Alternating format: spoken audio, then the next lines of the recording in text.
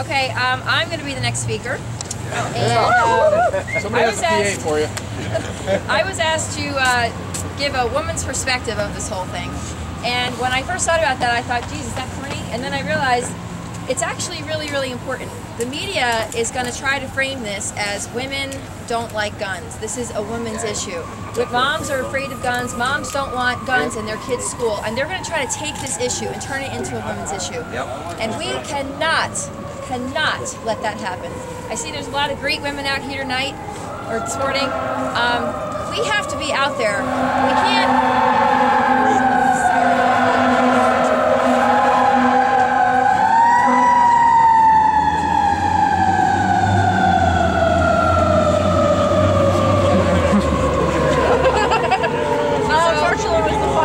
Us women have to get out there and be as public as possible, okay? Letters to the editor. If your town is having a town council meeting that has anything to do with gun control, if your school is holding a hearing, your school board meetings, or whatever's going on locally in your towns, all women really need to get out there. Don't send your husband, okay? We have to get out there. We have to let them know. Moms don't want more gun control. Moms want their kids to be safe, and that just this New York Safe Act is going to make everybody less safe. So that's one point, is that we really have to get out there, because the media is going to try to snatch this up and turn it into a women's issue.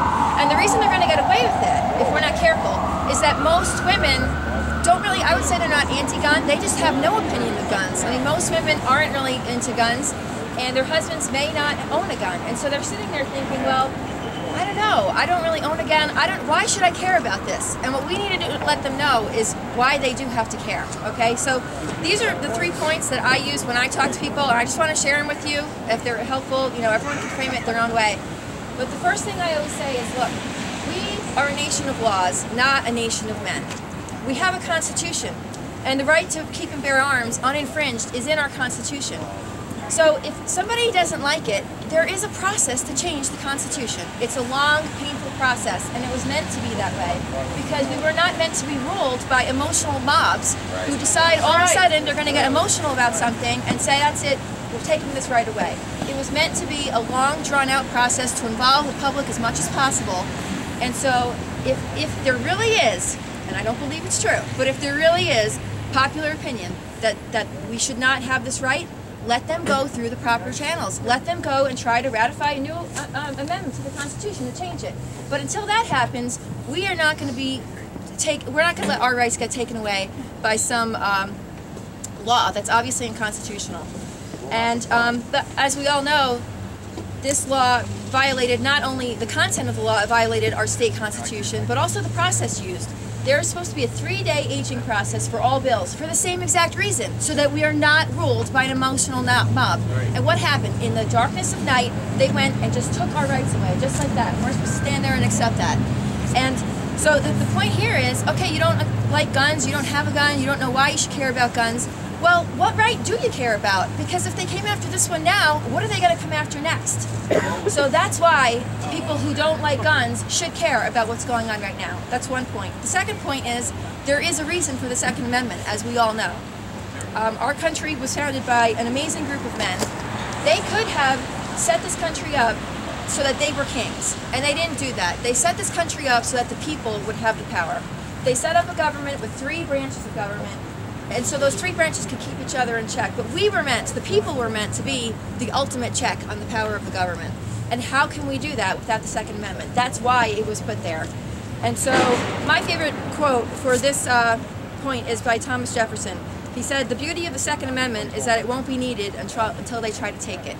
And my counter to that is, when they do come to take it, you'd better notice, because there are no good intentions there. Why would they be coming after this right? We should all be very concerned about that.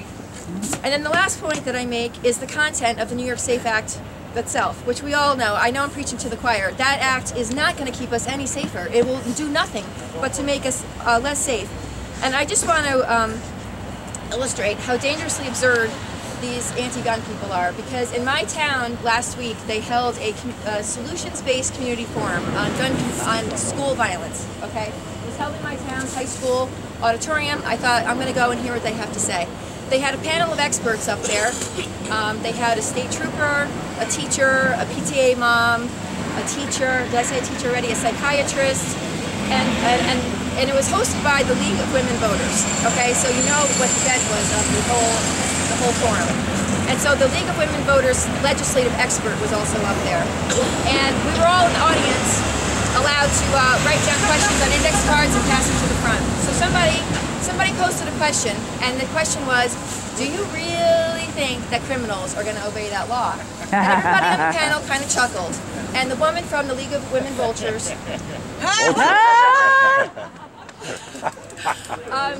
the legislative expert, she said, well, the key is going to be about enforcement. And so I just sat there thinking to myself, this just shows how dangerous and warped their thinking is. How are they going to enforce criminals to obey this law? The only way to do that is to catch them in the process or after they commit a crime. Right. So we're just lambs waiting to be slaughtered. So we're the criminals are home right now reading the law to find out what they're going to get charged with. Right. I'm going to go in and break into this house. They're sitting in their jail cells figuring it out. But I better put only 7 bullets in my gun because Cuomo just passed that law. That's not going to happen. And so what we are basically is bait. We're bait.